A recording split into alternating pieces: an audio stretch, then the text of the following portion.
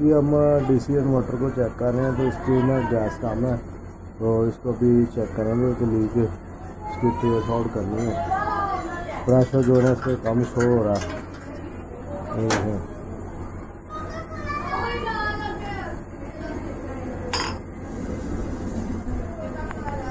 ये शो हो रहा है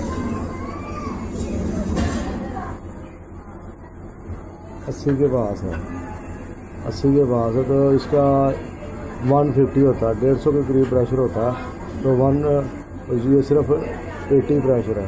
तो अभी हम इसको ट्रेस करेंगे। ये देखिए इस पर ना आइस आई हुई है लिक्विड लैंड में।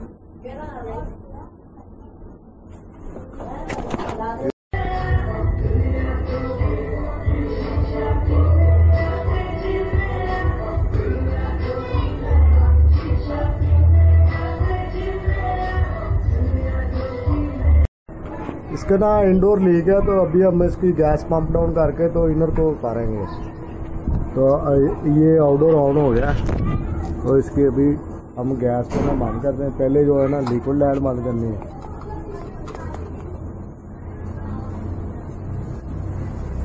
लिक्विड लैंड बंद करके तो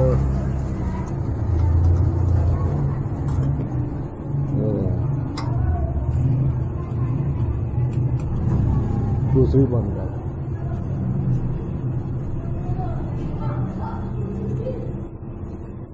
हाँ, तो ये लिक्विड लैंड बंद हो गई, सक्शन लैंड भी बंद हो गई है। तो अभी मैं इसको ना मेन इसकी बंद करके ऐड करके दोनों।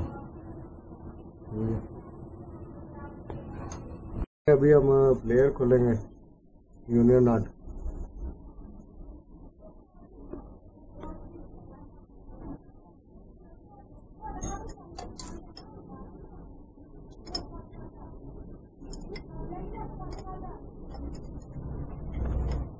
हाँ, तो दोनों लाइनें खुल चुकी हैं। ड्रेन भी उतार दी था। अब अंदर से इसकी जो आउटडोर की सप्लाई आ रही है, आउटडोर को वो खोलेंगे।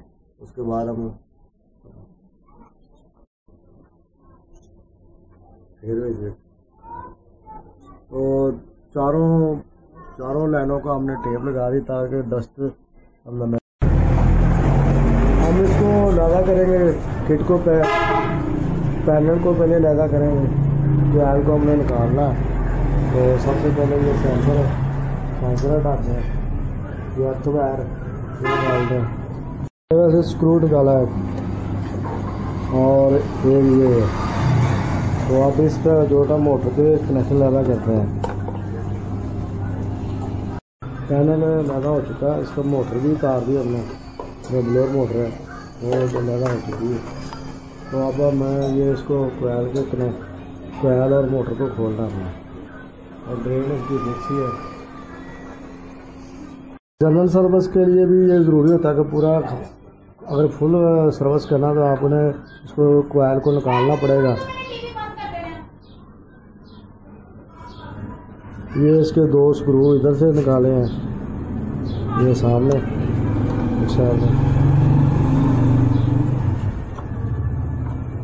और ये भी है, ये जगह से निकाला है। नीचे लाक से लगा हुआ है, एक जैसे लाक है और 3 इधर लगे हुए हैं।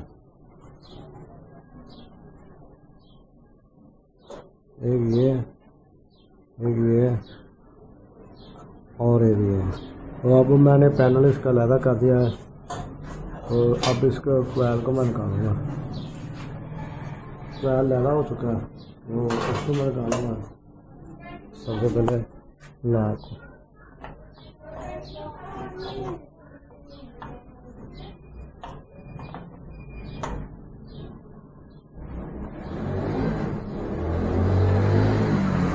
को सारे स्क्रू लैला हो चुके हैं, तो कोयल तो निकल चुका है।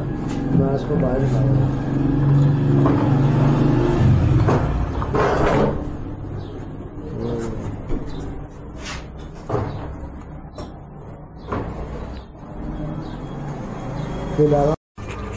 ये इसको ना अब हम रेगमल लगाएंगे।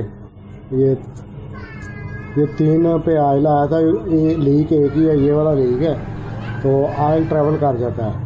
तो अब पहले हम इसको रेगमल मार के साफ़ कर लेंगे ताकि सोल्डर अच्छी तरह हो सके, तो उसके बाद इसको सोल्डर करेंगे हम। रेगमल लग चुका, देख रहे होंगे फाइन हो गया। तो अब मैं इसको ना टांका लगाता हूँ, ब्रीजिंग करता हूँ। तो इसको ज़रा एहतियात की ज़रूरत होती है, ज़्यादा तेज़ टार्च नहीं करनी चाहिए, बिल्कुल ब्रीक सा पाइप होता है, तो ये जो ना सुराख हो जाते हैं, इसलिए जो ना टार्च ज़्यादा तेज़ नहीं रखनी इसमें, बिल्कुल लाइट सी टार्च के साथ इसको वेल्डिंग करना।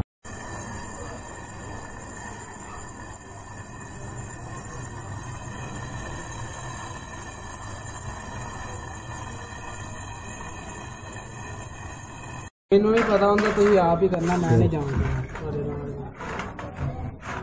हाँ, ये देख लें, हमने प्रेशर दिया है, तो अब टांके तो लीक नहीं कर रहे, डिप करके पानी में देख लिया हमने।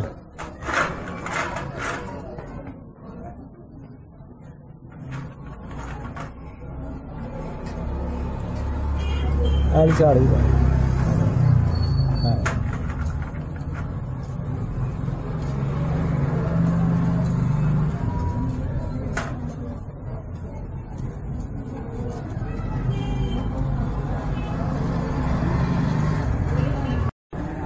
तो ये वाली साइड भी हमने डिप करके दे रहे हैं कि इधर से तो नहीं कोई बबल आ रहा, तो मज़ीद प्रेशर बढ़ा देंगे। अभी प्रेशर हमने 250 के करीब है, चलिए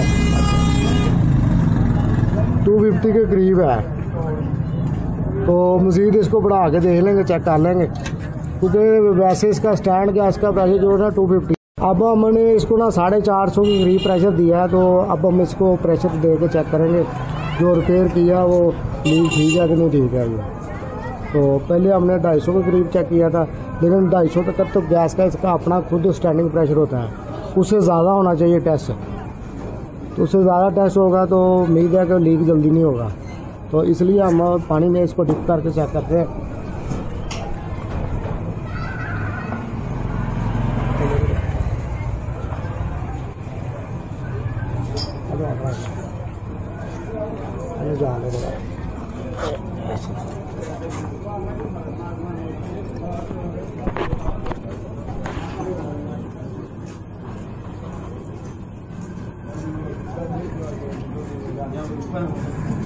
हाँ तो दोस्तों, ये बिल्कुल ठीक है, लीक कोई लीक नहीं बोल रही।